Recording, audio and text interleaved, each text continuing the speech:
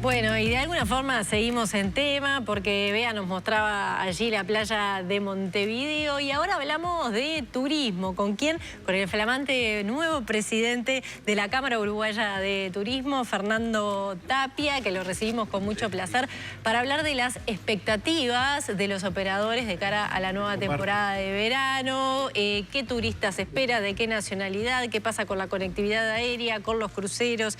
¿Con las estafas en el sector inmobiliario? Bienvenido, Fernando Tapia. Muchas gracias por recibirme.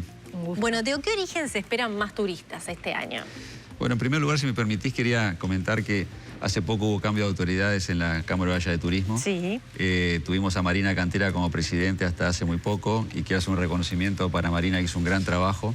Hay una comisión directiva renovada y estamos con mucho entusiasmo para encarar esta nueva tarea. Con respecto a lo que comentabas, nosotros estamos justamente trabajando con CERES, el Centro de Estudio de Realidad Económica y Social de Uruguay, desde hace 3 años. En el mes de diciembre hacemos generalmente una presentación, que CERES hace una presentación en el Brindis de Camtur, que es el 17 de diciembre, ya lo adelanto, en el aeropuerto de Carrasco. Y ahí vamos a presentar de alguna manera las expectativas que tiene CERES, sobre todo por todos los indicadores que releva sobre el verano. Pero fundamentalmente queríamos ver realmente la realidad del sector en todo su conjunto, ¿no? Que es lo que estamos haciendo en los últimos 3 años. Con respecto a la venida de turistas, esperamos que sea un verano mejor que el verano anterior. Argentina tuvo un proceso en los últimos, diría, 18 meses de mejora de indicadores con respecto a la competitividad con Uruguay. Nosotros tuvimos una situación muy compleja de 2019 hasta 2024 de competitividad con Argentina, hasta entrado 2024. Ahí CERES, por ejemplo, releva el salario en dólares medido en dólares en Argentina. Eso ha ido evolucionando en los últimos 18 meses, de manera tal de que ya el verano pasado y estos últimos trimestres se ha notado un incremento de argentinos. Esperamos que eso siga así y que este verano recibamos más argentinos también que el año pasado, ¿no? Por esa situación de competitividad que se está componiendo de alguna manera. Por otro lado, los brasileros, que el año pasado a esta altura del año hubo no sé si recordarán que hubo una pequeña devaluación, un saltito del tipo de cambio. Eso afectó increíblemente, inmediatamente en el verano. Vinieron 20% menos de brasileños que el verano anterior, este verano pasado. Y eso se compuso, después se acomodó durante los segundo y tercer trimestre de este año. Así que esperamos más brasileros y más argentinos también para este verano. ¿En porcentajes? Se espera que más o menos un 10-12% más de turistas extranjeros tengamos este verano con respecto al verano pasado, lo cual nos pone en un escenario de crecimiento del turismo. Todavía no llegamos a niveles de 2017, que fue un año récord, pero sí ya acercándonos a niveles mejores de los que tuvimos los últimos años. La verdad, después de un momento complicado que hubo, como ustedes saben, 2020, 21, 22. De alguna manera estamos saliendo de eso y ya hoy por hoy el turismo es el 6.4% del PBI en 2025. Fue 8.4 en 2017, con lo cual tiene todavía margen de mejora, pero es mejor que el 5.8 del año pasado. Bien, pueden venir muchos y gastar poco, o pueden venir pocos y gastar bien, ¿no? Ese es un poco también el dilema de siempre. ¿Qué tipo de turista vamos a estar recibiendo? Bueno, Uruguay recibe, hay que pensar que no solamente tenemos el turismo de sol y playa, sino que tenemos turismo por todo el país. Recibe, la verdad, es muy heterogéneo todo el turismo que llega al Uruguay. Tenemos, como decíamos, turismo de lujo, turismo de rural, turismo patrimonial.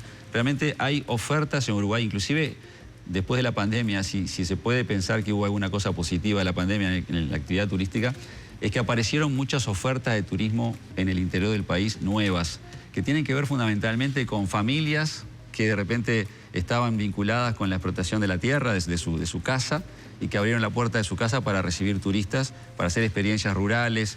Bueno, el enoturismo que ha crecido muchísimo. Ahora tenemos bodegas que son enoturísticas en la gran mayoría de los casos. Por ejemplo, en el caso de Colonia, que hablábamos recién, hay 14 bodegas enoturísticas en todo el departamento. Algunas de ellas tienen alojamiento también, se puede alojar las personas ahí.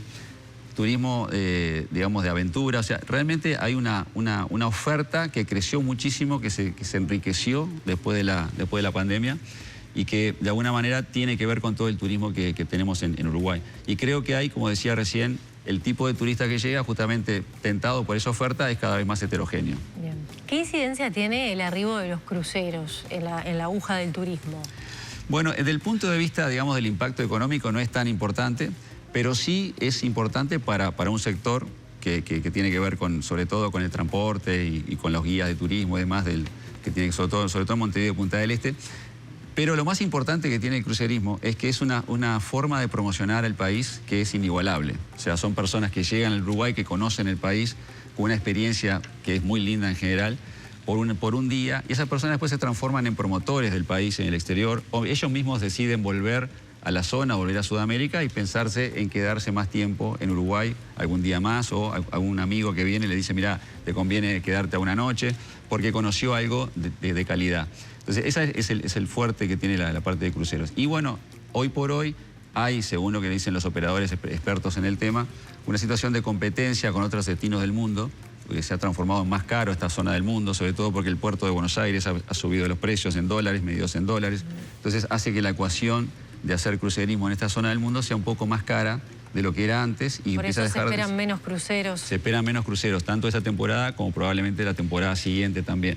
Eso es un tema que está trabajando el sector de una manera intensa, pero que tiene pocas posibilidades de solucionarse en el corto plazo, porque es un tema de competitividad, básicamente, ¿no?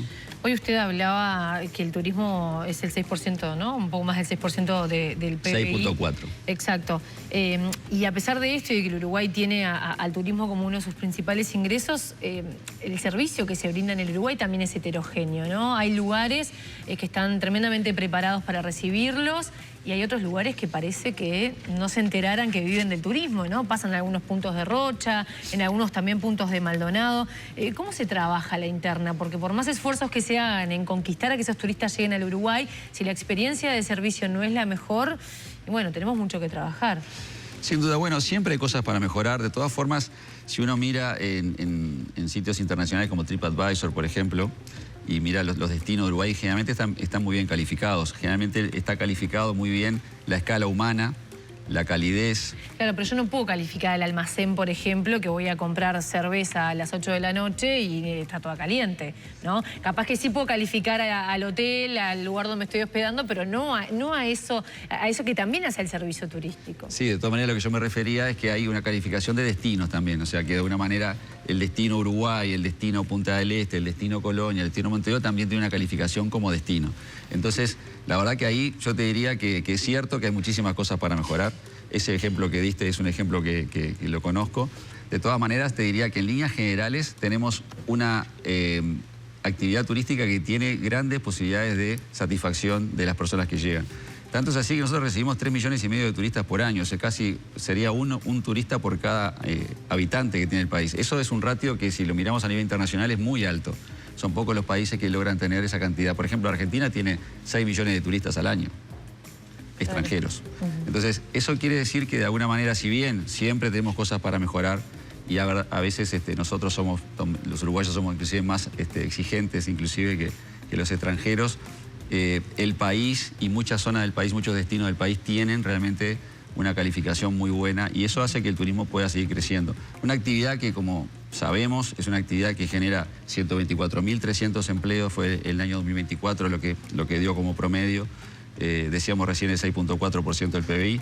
Y en cuanto a los empleos, la parte cualitativa de los empleos también. El turismo tiene la capacidad de generar empleos en jóvenes.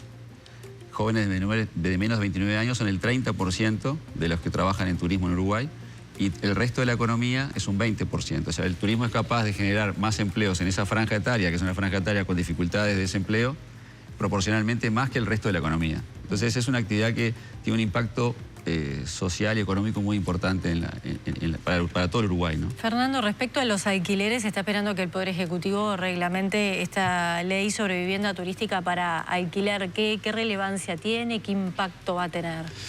Bueno, la ley de vivienda turística fue sancionada el año pasado y ahora se está trabajando en la reglamentación. El Ministerio de Turismo nos ha anunciado que va a estar pronta antes de fin de este año. Bien. La reglamentación. Y hay una cosa importante para aclarar ahí.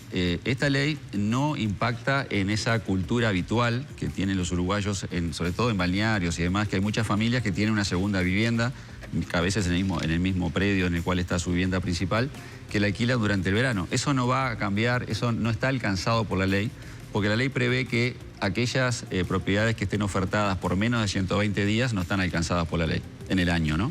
Entonces está previsto para las propiedades que estén ofertadas por más de 120 días en plataformas y demás. Esto, de alguna forma, el objetivo que tiene es aquellas inversiones que del inicio ya están pensadas como una actividad comercial, porque son un edificio completo con amenities y demás, muy parecido a los hoteles, que después se transforma en lo que llaman economía colaborativa, que en realidad en este caso no lo es, alcanza a ese tipo de propiedades que están más de 120 días ofertadas por año y de alguna manera no cumplen con algunos requisitos de seguridad, de diferentes situaciones que sí son de alguna manera exigidas a los hoteles y que eso genera una competencia desleal por un lado y algunos temas de seguridad. Por ejemplo, los hoteles tienen que informar todas las noches a la policía, a la población flotante, las personas que están alojadas y demás. En este caso va a pasar que estas propiedades que estén más de 120 días ofertadas van a tener que hacer lo mismo. Entonces, eso va a generar algunas situaciones de seguridad prever algunas situaciones de seguridad que se han dado en algún momento y que esperemos que esta ley también contribuya a mejorar. Muy bien, Fernando Tapia, presidente de la Cámara Uruguaya de Turismo. Un placer haberte recibido. Muchas gracias a ustedes. Gracias.